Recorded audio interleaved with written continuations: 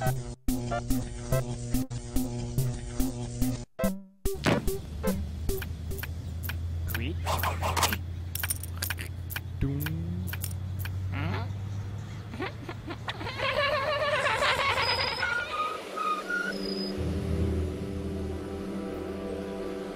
I decided to make a break here at the Traders Hotel, which is the place to be if you're close to the junta.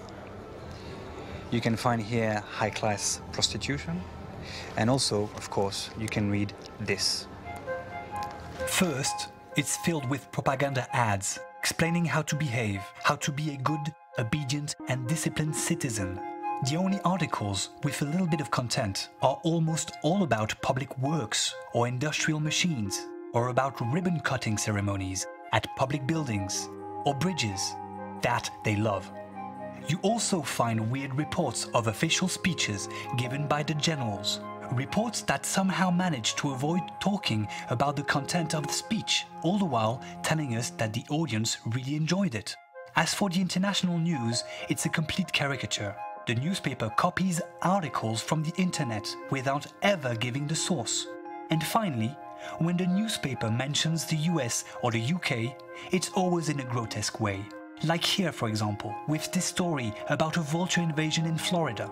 And we don't really see anyone who would support this daily, especially not the Burmese. They use it to clean their windows.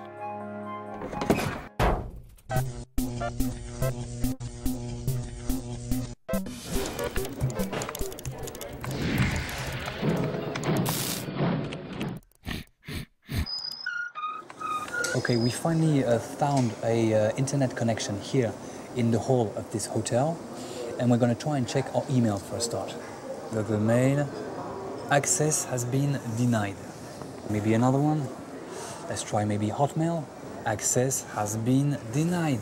Okay, let's try maybe just for general information, like a international AFP, AP, or Reuters, for example. Reuters, let's try that. Okay, access has been denied. Okay, well, it's not here that we'll manage to get a good connection on internet or check our emails. We'll try somewhere else, maybe in Rangoon, with a bit of luck. Hello? Excuse me. Look, we're looking for internet, with email, internet. Yes. Internet over there? Yes, yes. Here? The big building? Thank you very much.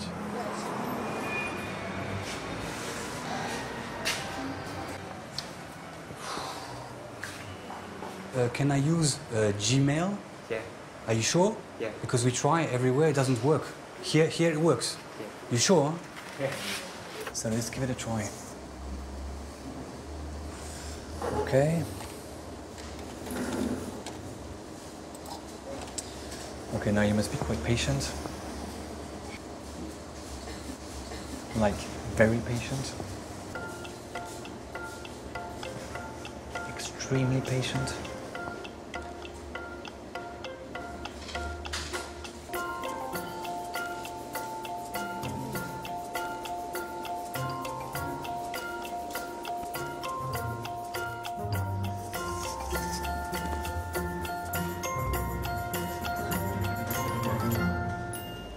Okay, it seems you can actually access your Gmail account. The only problem is that it's not a secure connection and that the regime can actually read your emails. One last thing, once you've finished with internet, you have to give your address, your name, and your passport number. Welcome to Freedom Country.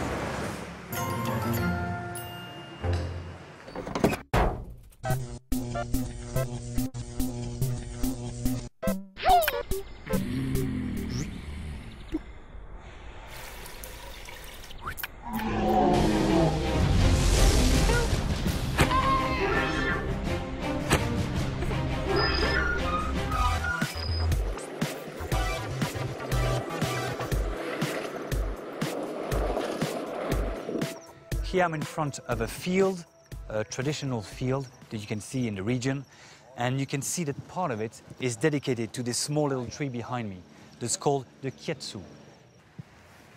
And here you can actually see the fruit that's supposed to be used in the production of the biodiesel.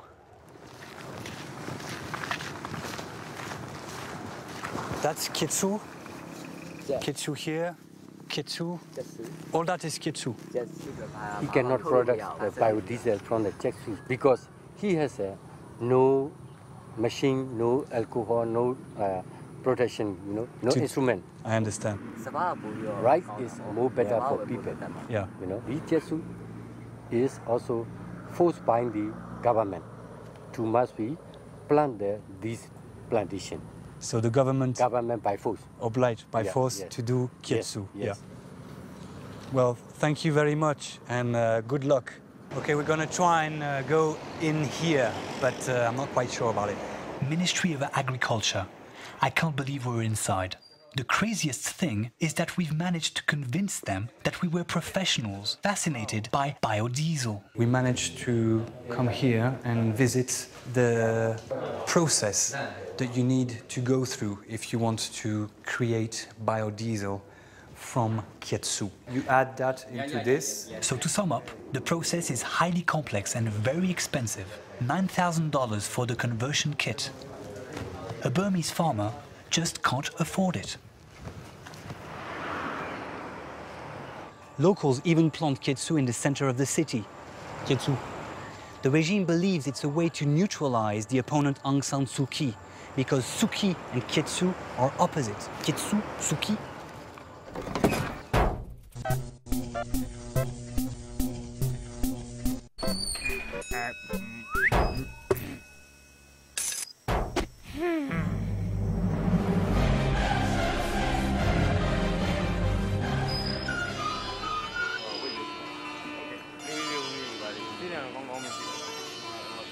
That's opium pipe. Like this? Yeah. Oh my God.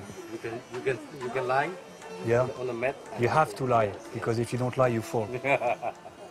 When you come to Burma, you can very easily buy an opium pipe or an opium weight like this one.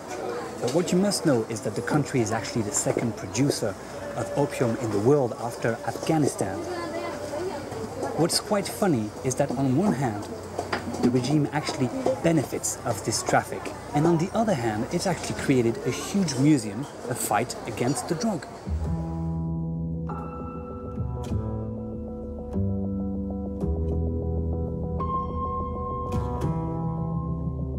If we go by the museum's records, we are the first visitors in ages. Yet there are thousands of square meters on 3 levels that are sitting empty, just waiting for visitors. At the same time, you can't really tell who this circus is meant for.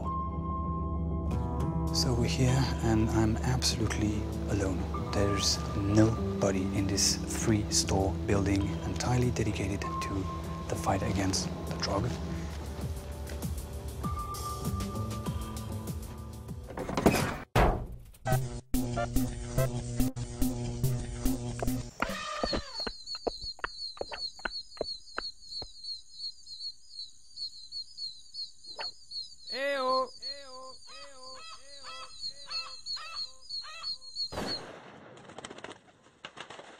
Okay.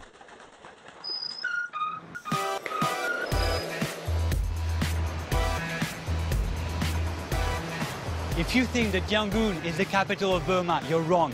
It's Naypyidaw, a new city created by the junta about 200 miles north from here. And to link those two cities, they created a huge highway that we're going to try and take now.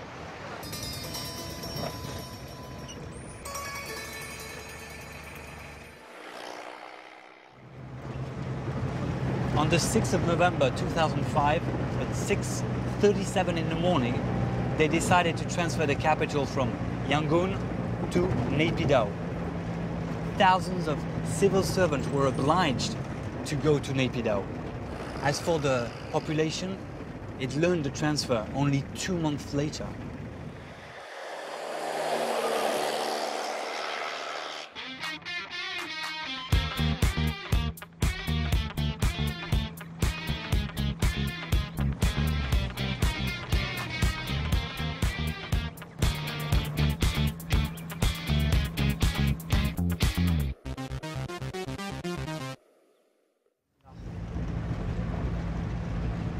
Okay, from here on, no tourists are allowed. Only businessmen and officials can come through. So from here on, we'll try and keep a low profile because we don't want to get arrested.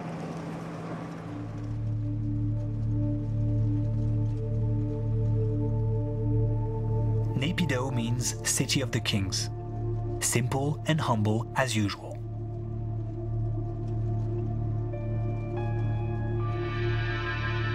There is no downtown here, that would be too dangerous. The capital was built in zones. A zone for luxury hotels, another for malls.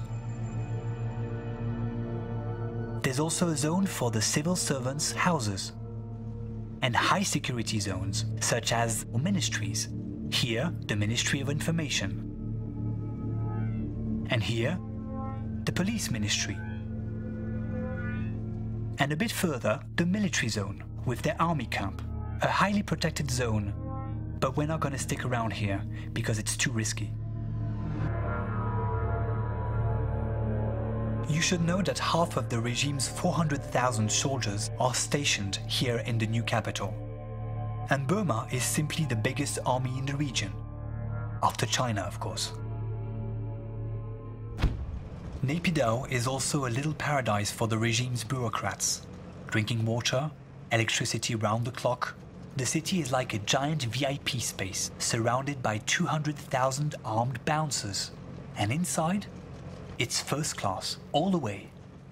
So here we're in the middle of the capital, and we found this golf here. This golf practice, and there's just absolutely nobody.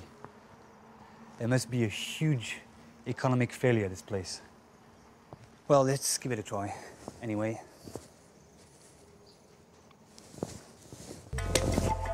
Yes, wonderful.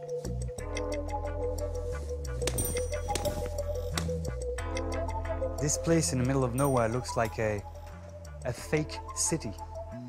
There's just nobody. You have all the services you can imagine, but nobody to use them. Except me.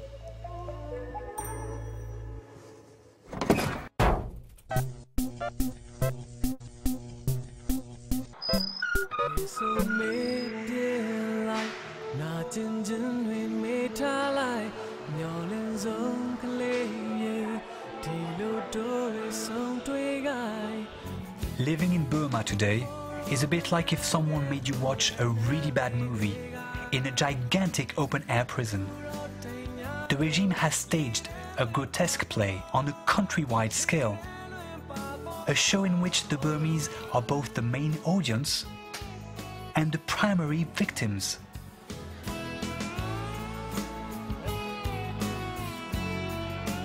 A huge masquerade that's been dragging on for half a century.